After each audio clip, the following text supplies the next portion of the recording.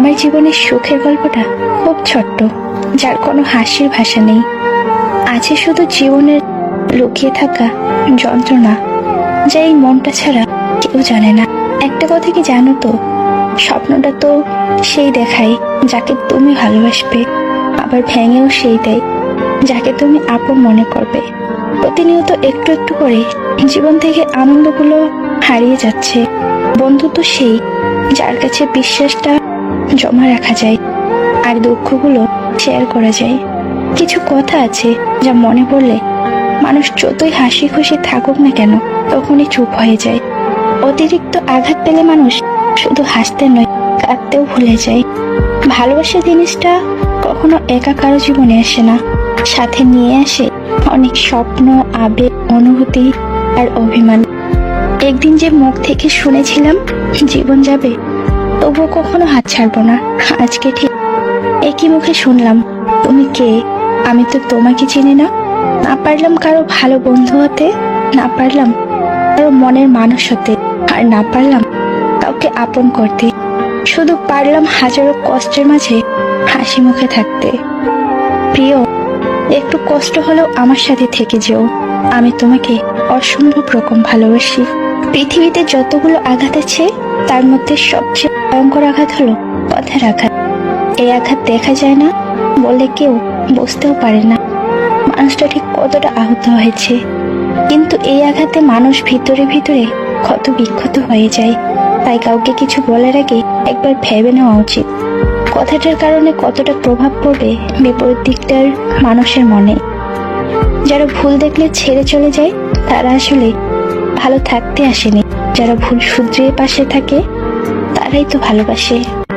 অর্থ দিয়ে কখনো ভালোবাসা কেনা যায় না, আবার অর্থ ছাড়া কখনো ভালোবাসা ধরে রাখা যায় না।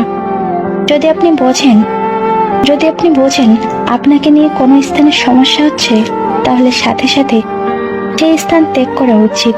কষ্টগুলো মানিয়ে নিতে নিতে এক সময় দেখবেন কোনো কষ্টই আর আপনাকে ছুঁতে পারবে না। দুনিয়ার সবকিছু বদলাতে পারে, কিন্তু বদলে না মায়ের ভালোবাসা। খারাপ সময়টা একদিন ঠিকই চলে যাবে, কিন্তু মানুষগুলোকে তো চেনা হয়ে যাবে। আসলে সুন্দর বলে কিছু হয় না, যাকে আপনি যত বেশি ভালোবাসেন তাকে ততটাই বেশি সুন্দর মনে হবে। সাইকোলজি বলেছে আপনি যতই রেগে যান না কেন, শেষ পর্যন্ত তাকে ক্ষমা করেই দিবেন তাকে আপনি সবচেয়ে বেশি ভালোবাসেন। যে নিজেকে বিশ্বাস করে বেশিরভাগ লোকই তাকে বিশ্বাস করে।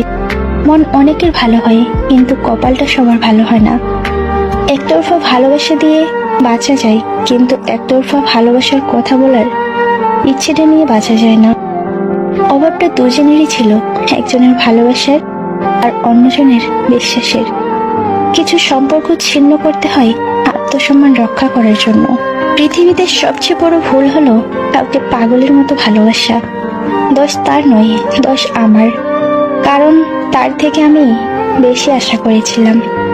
প্রকৃত ভালোবাসা তো সেটাই যাদের রাগ করতেও দেরি হয় না, আবার রাগ ভাঙতেও দেরি হয় না।